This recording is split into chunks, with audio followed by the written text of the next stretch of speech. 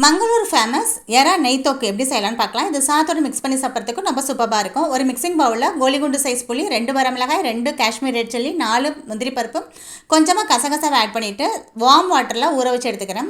தேவைக்கேற்ப எறாவை ஒரு மிக்சிங் பவுல் வச்சுருக்கோம். உப்பு, மஞ்சத்தூள், காஷ்மீர் ரெட் சில்லி ஆட் பண்ணி நல்லா மிக்ஸ் பண்ணி எடுத்துக்கலாம். கடாயில் 2 டேபிள் ஸ்பூன் தனியாக மிளகு, ஜீரகம், சோம்பு, கொஞ்சமாக கடுகு, வெந்தயம் ஆட் பண்ணி நல்லா ரோஸ்ட் பண்ண பிறகு மிக்ஸி ஜாரில் ஆட் பண்ணி குறப்பாக அரைச்ச பிறகு நம்ம ஊற வச்சிருக்க பொருளை ஆட் பண்ணிவிட்டு நல்லா மையை அரைச்சி எடுத்துக்கலாம்.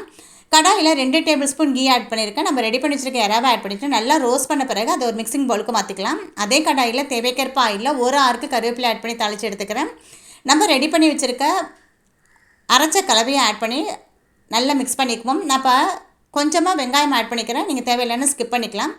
ஆயில் பிரிஞ்சு வர நேரத்தில் நம்ம ரெடி பண்ணி வச்சுருக்க எறாவை ஆட் பண்ணி நல்லா மிக்ஸ் பண்ணால் நம்மளுக்கு நல்ல ஒரு சுவையான எறா நெய் தொக்கு ரெடி. இது சாப்பிட்றதுக்கு ரொம்ப டேஸ்ட் ரொம்ப நல்லாயிருக்கும். ட்ரை பண்ணி பாருங்கள்.